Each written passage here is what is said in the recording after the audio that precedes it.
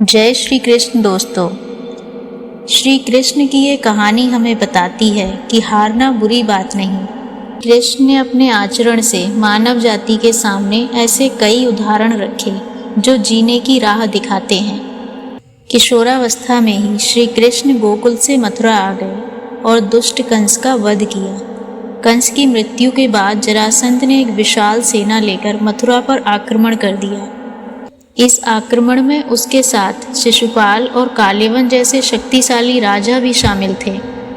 जल्दी ही सेना मथुरा जा पहुंची और मथुरा की राजसभा में कृष्ण और बलराम को सेना को सौंपने का संदेश भेजा गया।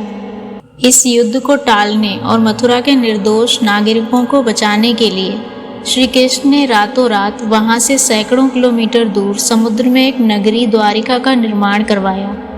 अपनी माया से उन्होंने समस्त नागरिकों, उनके पशुओं और संपत्ति को नींद में ही नई नगरी में पहुंचा दिया। अगले दिन सूर्योदय के समय कृष्ण और बलराम जरासंध की सेना के सामने जा पहुंचे और उसे लड़ने के लिए चुनौती दी। जैसे ही जरासंध और उसके राजाओं ने कृष्ण को मारने के लिए शस्त्र उठाए, दोनों भाई भागने लगे और उनके पीछे जरासंध और काल्यवन जैसे राजा भी भागने लगे। कुछ ही देर में दोनों भाई बहुत आगे निकल गए और उनके पीछे केवल काल्यवन रह गया। उसे देवताओं ने वरदान दिया था कि उसकी हत्या किसी भी अस्त्र शस्त्र से नहीं होगी। ऐसे में वो निडर था और लगातार कृष्ण का पीछा करते करते एक गुफा में जा पहुंचा।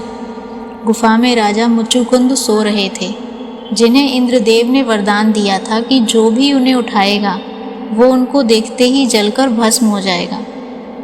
वहां पहुंचकर कृष्ण ने सोए हुए मुचुकुंद पर अपना पीताम्बर डाल दिया और स्वयं छिप गए।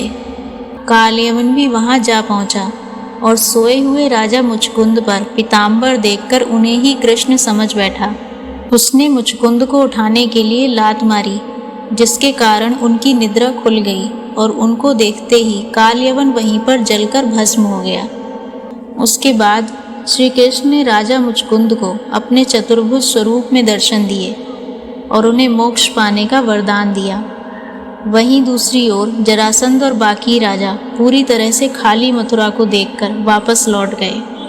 युद्ध से भागकर श्री कृष्ण ने देवताओं के वरदान का मान रखा।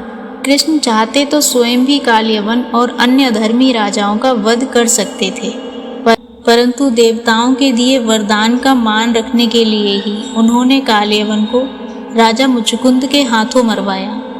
इसी तरह बाद में जरासंध का वध पांडुपुत्र भीम के हाथों करवाकर भूधरा का भार कम किया। इस तरह श्री कृष्ण ने दुनिया को उदाहरण दिया। इसके बाद श्री कृष्ण के नाम के साथ हमेशा के लिए रणछोड़ जोड़ दिया गया। कृष्ण की इस कहानी से सीख मिलती है कि अनावश्यक ताकत का प्रदर्शन नहीं करना चाहिए, बुद्धि बल से काम लेना चाहिए और इस तरह हम बड़े से बड़े संकट का भी सामना कर सकते हैं।